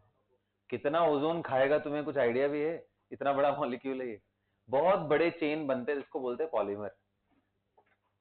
जैसे देखो, 2 जुड़ जाए तो डाइमर, 3 जुड़ जाए ट्राइमर, टेट्रामर, पेंटामर, मर मर के फाइनली पॉलीमर बन जाएगा। ठीक है, ये एनलाइटमेंट है। कई बार मरने से सीधा मोक्ष की प्राप्ति हो गई। Polymer, polymer is a very long chain large molecule which is form by repetitive unit of single thing, उसी का नाम पॉलीमर होता है। Did you get it? So this is polyethene, polythene. इसको बैन करती है ना इंडियन गवर्नमेंट, बट हम लोग कितने दूर थे। ठीक है, तुम बैन कर लो, हमें क्या पता है क्या है ये। इसको डिग्रेड करने में हालत खराब हो जाती है। देखो, आज हम जिंदा हैं, कल अगर किसी कारणवश, मतलब अभी नहीं, भगवान करे तुम सभी लोग 100 साल जियो, हेल्दी जियो, ठीक है, एकदम healthy fit and fine, abs के साथ मरो, मतलब मैं ये चाहता हूं तुम लोग, ठीक है। तो जब भी हम लोग डेथ करने वाले हैं तो उसके बाद बॉडी डिग्रेड हो जाती है ना, बहुत फास्ट होता है डिग्रेडेशन। कुछ दिनों के लिए छोड़ दो तो कुछ टाइम के बाद मिट्टी में ही कन्वर्ट हो जाएगा सारा चीज, होता है ना। तो ये डिग्रेडेशन पॉलीथीन का पॉसिबल नहीं हो पाता है, इसलिए लंबे टाइम तक ये पड़े रहते हैं, और ऐसी चीजें एनवायरमेंट के लिए बहुत ही खतरनाक होती। ओके, तो इसलिए ग्लोबली, वैसे ही अभी तो बस एक मुहिम चलाया जा रहा है, एक टाइम मुझे लग रहा है कि जल्दी आएगा जब इसके प्रोडक्शन पे ही बैन हो जाएगा अक्रॉस ग्लोब। ओके, तो अच्छा नहीं होता है, डिग्रेड नहीं करता है जल्दी, एंड डिकम्पोज नहीं करेगा तो कचरे के फॉर्म में इकट्ठा होता जाएगा। अभी आप देखते ही होंगे अगल बगल कूड़े का पहाड़ कितने बड़े बड़े बन गए। हाँ है, ये सब पे बैन होना चाहिए यार। उसका बनना चाहिए, वुडन मटेरियल का बनना चाहिए, मतलब, और ऐसी चीजें। एंड वुडन का मतलब कि ये नहीं कि पेड़ काटना शुरू कर दो मतलब ऐसी चीजें करो जो थोड़ा इको फ्रेंडली हो, राइट। बहुत सारे तरीके। अरे यार, आज से मतलब 25-30 साल पहले अगर चले जाओ, तुम्हारे पापा के जमाने की बात मैं कर रहा हूँ, 30 साल पहले चले जाओ तो आपने देखा होगा वो क्या बोलते हैं यार उसको, बैम्बू के एकदम पतले पतले छोटे छोटे पेंसिल जैसे कुछ आते थे, उसको इंक में डिप करके लोग ऐसे से लिखते थे। बहुत पुरानी बात है, बहुत पुराना नहीं, 25-30 साल पहले इस तरह की प्रैक्टिसेस थी। हाँ जी, पूरा ऐसे। दद्दू के जमाने में तो बहुत कॉमन होगा, पापा ने देखा होगा, अपने एटलीस्ट जवानी में तो उन्होंने जरूर देखा होगा इस चीज को। अब ठीक है, हाँ जी, ऐसा होते थे। कांच के पॉट रहते थे, इंक पॉट उसको बोलते थे। यार मैंने तो देखा है, ठीक है, इन सब चीजों को गांव वगैरह में देखा है। अभी शहरों में थोड़ी ज्यादा डेवलपमेंट होने की वजह से पेन वगैरह बहुत जल्दी यूज होना स्टार्ट हो गए थे, लेकिन विलेज एरिया में बहुत लेट तक हुए हैं। मतलब मैंने अपने चाइल्डहुड में देखा है, ओके, देखा भी है। एंड इंक, यार अब छोटे बच्चे रहते उस टाइम पे, क्या ही मैं वो पूरा लगा करके कलर कर रहे हैं, ठीक है, बट वो चलता है। तो ओके बेटा, तो अभी समझ में आ गया पॉलीमराइजेशन। तो जैसे पॉली एसिटिलीन है वैसे पॉलीथीन बनते हैं यूजिंग सुटेबल। यहाँ अलग अलग कैटलिस्ट यूज होते हैं, ये सब पॉलीमर नाम का एक चैप्टर ही है क्लास 12th में डेडिकेटेड, कि आप समझो कितने तरह के पॉलीमर हैं। एडिशन पॉलीमर, उसके अलावा आप देखोगे, एडिशन के अलावा एडिशन पॉलीमर हो गया। वैसे तो जुड़ने से ही बनता है, उसमें स्टेप ग्रोथ है, चेन ग्रोथ है, इस तरह से उसमें आपको देखने को मिलेगा। क्लास 12th के अंदर एक पूरा चैप्टर सिर्फ पॉलीमर पे पढ़ना है। पॉलीथीन तो जस्ट ट्रेलर है, उसका कुछ नहीं है उसके सामने, जितने पॉलीमर हमें पढ़ने हैं, ठीक है। सो बच्चों, हमारा एल्काइन भी कंप्लीट होता है, हेडिंग डालो डाइईन जल्दी। हाँ, डाइईन। कौन सा डाइईन? हाँ, डाइईन का मतलब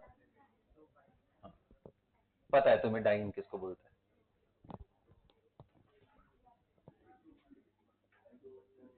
डाइईन का मतलब हुआ इस तरह के कंपाउंड जो कॉन्जुगेटेड डाइईन। मैं इसमें भी एक स्पेशल कैटेगरी बता रहा हूं, कॉन्जुगेटेड डाइईन। अच्छा, इसका भी फॉर्मूला क्या एल्काइन जैसा ही होगा क्या? CnH2n-2, यस, क्योंकि डबल पाई बॉन्ड है। एल्काइन में भी डबल पाई बॉन्ड होता है। फॉर्मूला इसका और इसका सेम ही। ओके, इन दोनों के फॉर्मूले बिल्कुल सेम है। डाइईन एंड एल्काइन दोनों के फॉर्मूले बिल्कुल सेम है। All right, same number of carbon रखोगे तो सेम ही आएगा। आइसोमर है बल्कि ये सब स्ट्रक्चरल आइसोमर है। अच्छा, अब सीधा बात करते हैं इस पे बिना ज्यादा टाइम वेस्ट किए हुए। बताओ, ये कॉन्जुगेटेड डाइईन, इसको buta diene, buta 1,1,2,3,4 diene, right. मैंने एकदम छोटा सा एग्जांपल लिया है, ब्यूटाडाइन। सबसे पहला सोचते हैं इसको बनाते कैसे, how to prepare this diene. आपको CH2, चलो अब तुम्हारे पास काफी एक्सपर्टीज आ चुकी है, सो मैं चाहूंगा इसका सही यूज किया जाए, कंस्ट्रक्टिव यूज किया जाए। बताओ कैसे बनाए, क्या करें कि ये बन जाए। तो एक तो तरीका है कि सर आप ना किनारे किनारे क्लोरीन ले लो। अरे रीअरेंजमेंट नहीं कराना है, एल्कोहलिक KOH लेके गर्म कर दो बस। तो यहां से डिहाइड्रोहेलोजिनेशन हो जाएगा, यहां से डिहाइड्रोहेलोजिनेशन हो जाएगा, बन जाएगा। अरे बोलो, समझ में आ रहा है? आ रहा है या नहीं आ रहा है? अच्छी बात है। सो डिहाइड्रोहेलोजिनेशन ऑफ डाइहेलाइड, बट ऐसे डाइहेलाइड लेना, मतलब ये नहीं कि एक ही जगह पे ले लिया मैंने दो दो क्लोरीन, फिर दिक्कत हो जाएगी, फिर वहीं पे ट्रिपल बॉन्ड आ जाएगा। ट्रिपल बॉन्ड नहीं बनाना है ना हमें। हमें इस बार कैसा बनाना है, तो लिख लो प्रिपरेशन फ्रॉम डिहाइड्रोहेलोजिनेशन।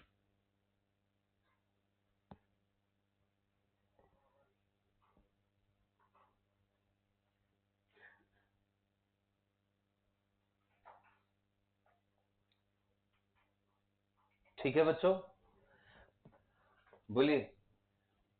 अब कितने लोग कह रहे हैं सर आप कैटलिटिक हाइड्रोजनेशन भी करा सकते हो H2PDC यूज करके, थोड़ा ज्यादा रखना, ताकि यहां और यहां दोनों जगह का ट्रिपल बॉन्ड टूट करके क्या बन जाए, double bond. Catalytic D sorry catalytic hydrogenation.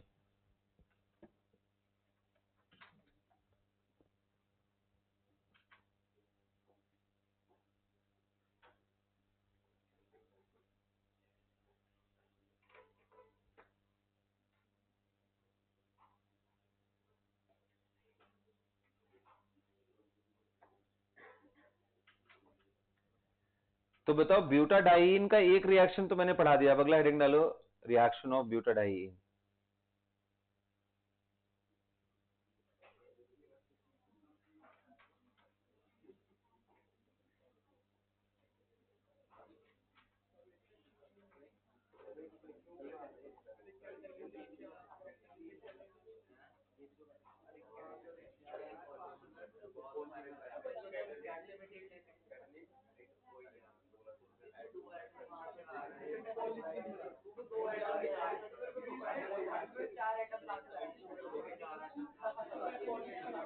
बात नहीं बेटा,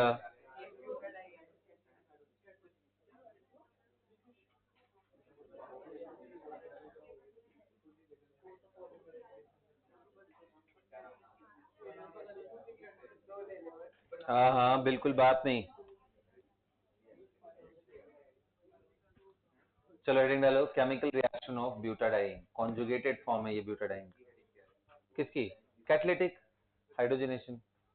कैटलिस्ट के प्रेजेंस में हाइड्रोजनेट कर रहा हूं मैं, यूजिंग लिंडास कैटलिस्ट।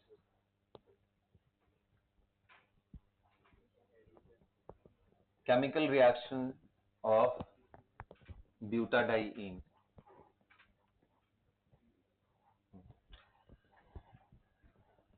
अच्छा चलो देखते हैं ना, पहले तुम लोग क्या करते हो, right. I'll simply give you the reaction तुम लोग थोड़ा प्रोडक्ट बनाओ ताकि मुझे थोड़ा मजा आए क्या बना रहे हो तुम, ठीक है।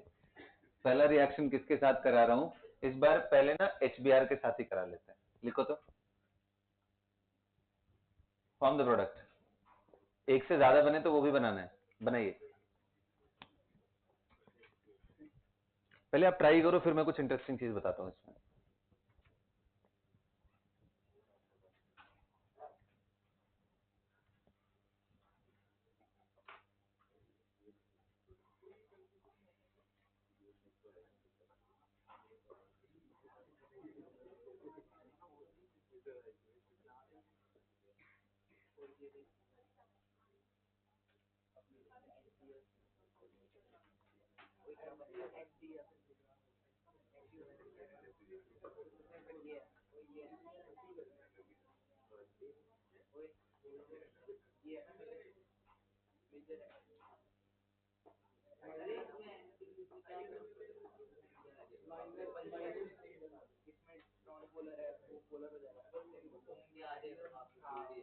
चलो बेटा करें, स्टार्ट करें। एक बात बताओ, सुनो ध्यान से, बिल्कुल बात नहीं, बिल्कुल बात नहीं, ध्यान से सुनो।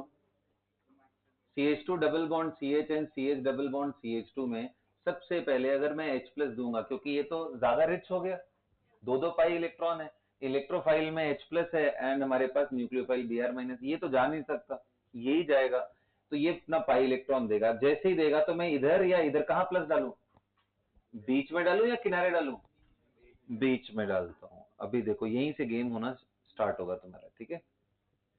बिल्कुल सही किया तुम लोगों ने।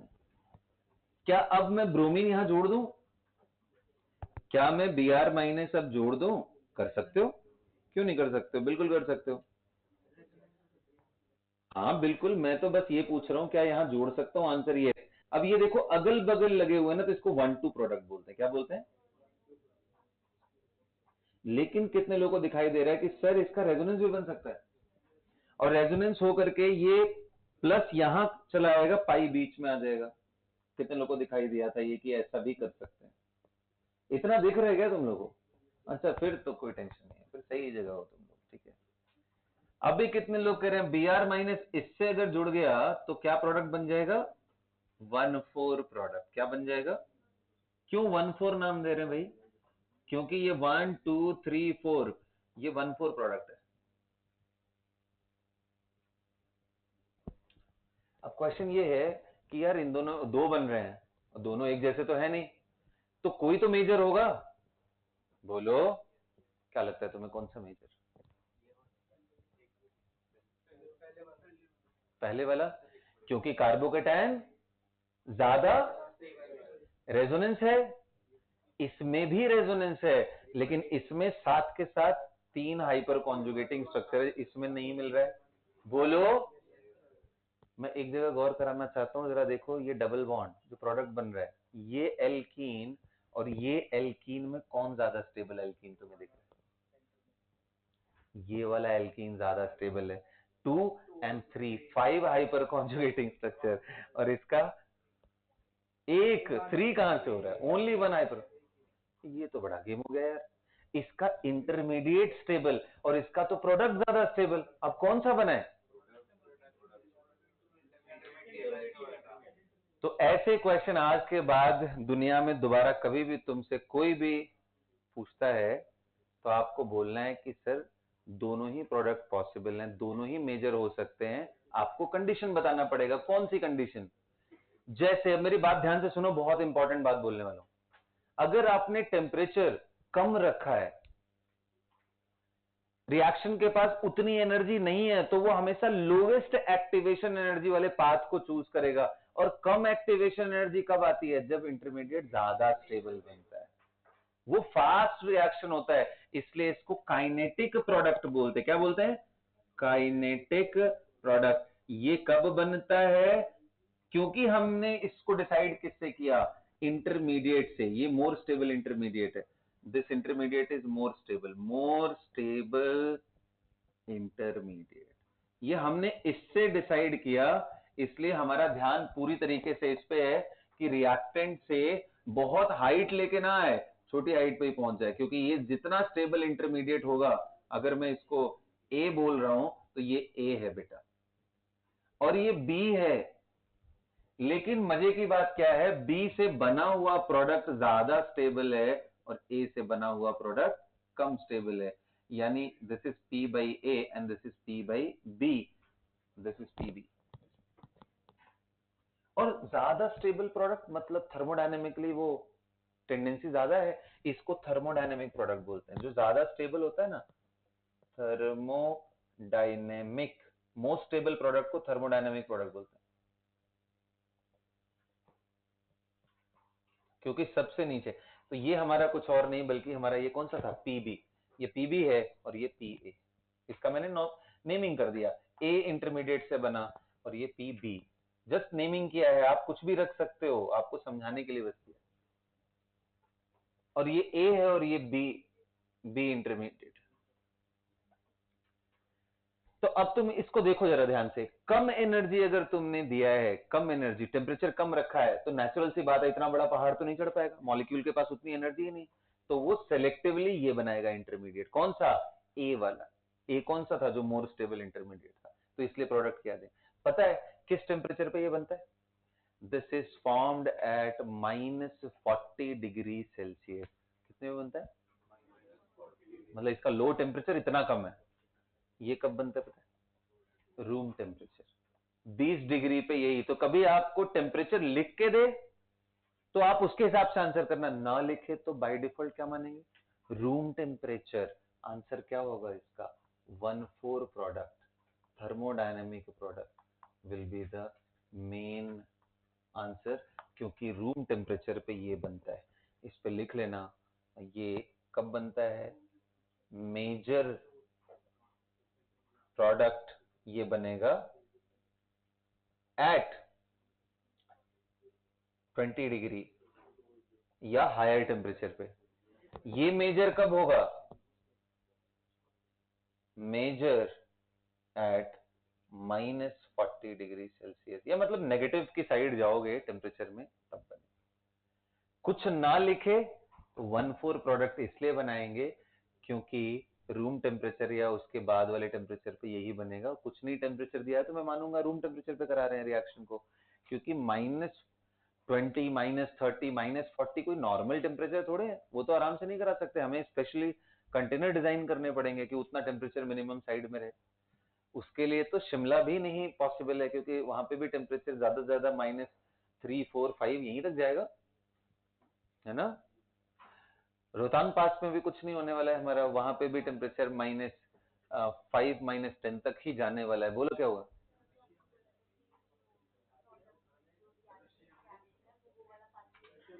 कब चूज करेगा, जब आपने एनर्जी नहीं दी है, जब टेम्परेचर अप नहीं किया है। तो इसलिए लोअर टेम्परेचर पास ये है और हायर टेम्परेचर पास ये है, क्योंकि तब तब ये भी क्रॉस कर सकता है, ये भी। ये क्यों जाएगा, क्योंकि इससे प्रोडक्ट ज्यादा स्टेबल बन रहा है, इसलिए यहां पहुंच जाएगा। समझ गए? This is how the reaction takes place. याद रहेगा सभी को बेटा। ऐसे ही क्या मुझे बताने की जरूरत है, अगर आप Br2 ले रहे हो ब्रोमीन, तो क्या आपको समझ में नहीं आ रहा कि सर 1,4 ही बनेगा, क्योंकि इसमें भी तो मेजर मतलब मोर स्टेबल यही है। कब, कुछ टेम्परेचर ना लिखा हो तो। अगर उन्होंने लिखा है स्पेसिफिकली कि भाई -30, -40 लिया है, उस पर बताओ, तो उसके हिसाब से आंसर कर लेंगे। ठीक है। हाइड्रोजनेशन भी करा रहे हो, 1 इक्विवेलेंट ले रहे हो, तो भी हायर टेम्परेचर, हाइड्रोजनेशन तो हीट करके होता है, तो वो भी हायर टेम्परेचर। 1 इक्विवेलेंट हाइड्रोजनेशन कराओगे तो उसमें भी बीच में ही प्रोडक्ट बनेगा एच, किनारे किनारे लगेगा, क्योंकि हाइड्रोजनेशन कराते समय हम गर्म करते हैं, गर्म कर रहे हैं मतलब हायर टेम्परेचर आ गया तो हम यही बनाएंगे।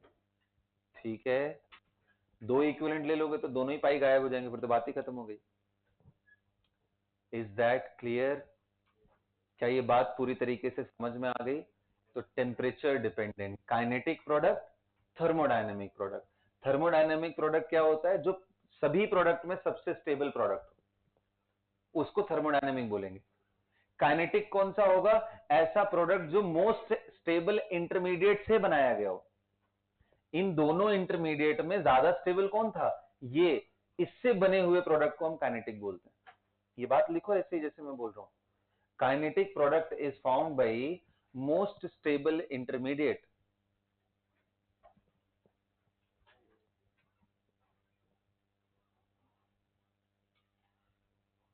kinetic product is formed by most stable intermediate and kinetic product becomes major product at lower temperature. अब ये देखो लोअर टेम्परेचर हर रिएक्शन के अलग अलग होंगे, इसका यहां जरूरी नहीं सबका यही हो ना, वो तो रिएक्शन पे डिपेंड करता है. So kinetic product is formed, kinetic product becomes major product at relatively lower temperature. हाँ बोलो. सर ये बीआर जब रिएक्ट करेगा तो फिर इसमें ट्रू कार्बोकेटाइन तो बनता नहीं है, तो फिर रेजोनेंस क्यों करेगा? नहीं, ट्रू कार्बोकेटाइन नहीं बनता है, तुम ऐसे सोचो जैसे बीआर बन गया यहाँ पे. अच्छा, okay, good question, very good question.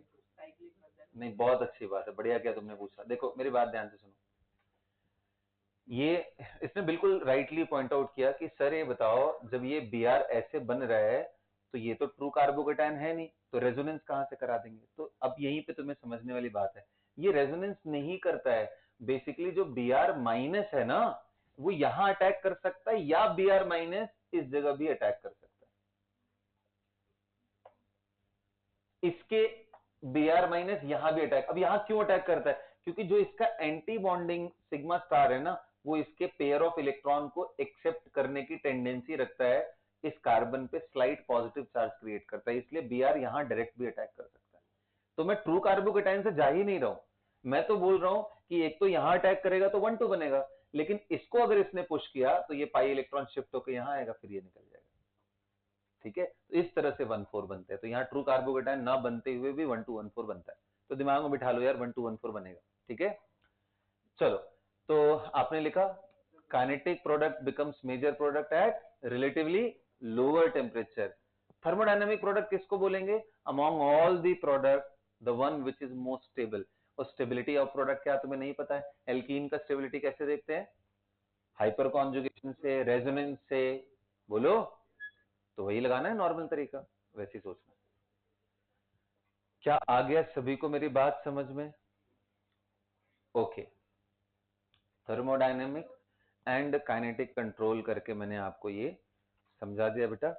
इसी के साथ alkane, alkene, alkyne and diene का ये पर्टिकुलर टॉपिक खत्म होता है. That is all everyone.